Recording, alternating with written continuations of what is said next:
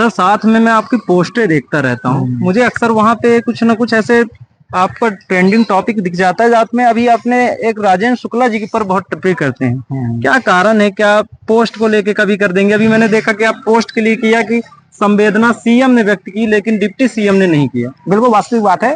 देखिए बता दूं आपको, मैं जहां तक मैं उनके राजनीतिक करियर को जानता हूं, जहां से मैं देखता हूं उनको, और मैं उनको बहुत दिन से जानता हूं। जब वो मैं उनके बड़े भाई जो है विनोद शुक्ला जी का पुराना छोटा भाई की तरह हूं।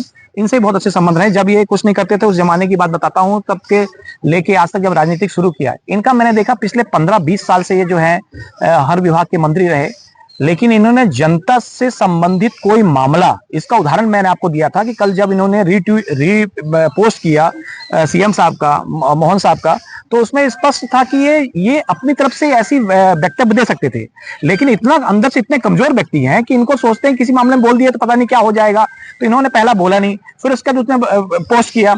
ये जो घटना घटी, इनका गृह ग्राम है वहां, और इनको पता था जब वो हुआ था, उसके पहले भी वो जब उसके लड़के के ऊपर आरोप लगा था, इनको ये मालूम था कि यहाँ पर जो है इस प्रकार की घटना चल रही है, उसको तत्काल समाप्त कर देना चाहिए था। वहां जाके लोगों के बीच में बैठ के बातचीत करते, कुछ करते, लेकिन ऐसा नहीं किया। उसकी वजह से जो है, और मैंने इसलिए किया, इनको देखता हूं। अभी मैं गया था अभी कुछ दिन पहले, मैं इनको पोस्ट क्यों करता हूं समझिए।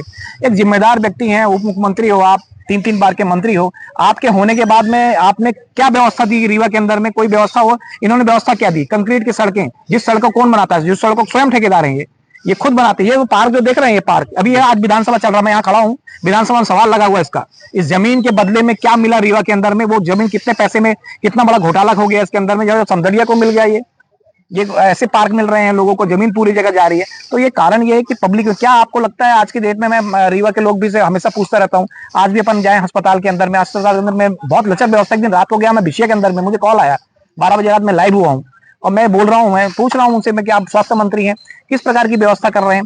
तो हम विपक्ष में हैं, हमारा काम है उनको सजग करना, उनको जब तक वो गलत काम करेंगे उस काम के लिए खुलकर बोलना। बहुत सारे विपक्ष के मेरे भी दोस्त मित्र लोग हैं जो कि खुलकर नहीं बोलते, क्योंकि कुछ ना कुछ कारण होता है। उनको लगता है कि भाई बोलेंगे सीएम साहब ये करेंगे वो करेंगे। लेकिन प्रमोद शर्मा एक आम आदमी है, मेरा खुद का मकान नहीं है, मैं किराए के मकान में रहता हूं, मेरे पास कोई मेरे पर्सनल व्यापार नहीं है, जिसको ये मुझे धमका के दबा के मैं जनता की आवाज बोलता हूं। और इसलिए मैं जो है, आपको देखते हो कि मेरे को पोस्ट जो मिल रहा है, तो मैं इसलिए कर रहा हूं क्योंकि मैंने देखा कि पिछले 20 सालों में कोई भी व्यक्ति राजेंद्र शुक्ला के वास्तविक स्थिति को पब्लिक के सामने लाने में नाकाम रहा। विपक्ष की कहां से किसकी चूक रह गई, कितनी बड़ी घटना घटित हो गई? एक्चुअली पहले तो बहुत बहुत धन्यवाद जो आपने मेरे चैनल पे आपने मुझे बुलाया, और जो आपने सवाल पूछा है बिल्कुल जायज सवाल है, और हर पत्रकार का, हर जिम्मेदार व्यक्ति का ये सवाल होना चाहिए, आखिर ये चूक हुई तो हुई क्या है, कारण क्या है? देखिए, इसका कारण ये है कि यहाँ पर जो है पुलिस व्यवस्था जो है इतनी लचर व्यवस्था है। किसी भी थाने में चले जाइए, मैं तो अब हमेशा आरटीआई लगाता रहता हूँ, सब देखता रहता हूँ। उस पर हुआ क्या है कि जब ये घटना घटी थी आज से 2 महीने पहले, उस वक्त तो एक्सीडेंटल था, उसको लोग बोलते रहे हत्या है ये वो, उसका निराकरण पुलिस ने जल्दी निकाल नहीं पाए। और कुछ लोग जो है, मौका मिल गया कुछ लोगों को, उन लोगों को भड़काने के लिए, और जो वो हुआ, इसमें पूरी तरह शासन प्रशासन और जो जनप्रतिनिधि हैं उनकी पूरी जिम्मेदारी, जो ये कांड हो गया महूगंज के अंदर में। और यदि चाहते तो इसको जो है रोका जा सकता था, लेकिन उसको रोकने में नाकामी हो, जिससे बहुत क्षति हुई। 2-2 लोग, एक पुलिस वाला गया, एक ये गया, उसके पहले जो है और भी, और पता नहीं कितने लोग जिंदगी खराब हो गई। सर साथ में बताइए कि जिस प्रकार से घटना घटी, यहाँ पे एक जातिवाद लड़ाई शुरुआत होने जा रही है, इसका अंत आपको दिख रहा है या प्रारंभ आपको दिख रहा है? नहीं, ये तो राजनीतिक लोग जो हैं वो प्रारंभ हो रहा है, लेकिन ऐसा कुछ होना नहीं चाहिए कि जाति वाली बात तो जहां पर है तो वो अलग बात है।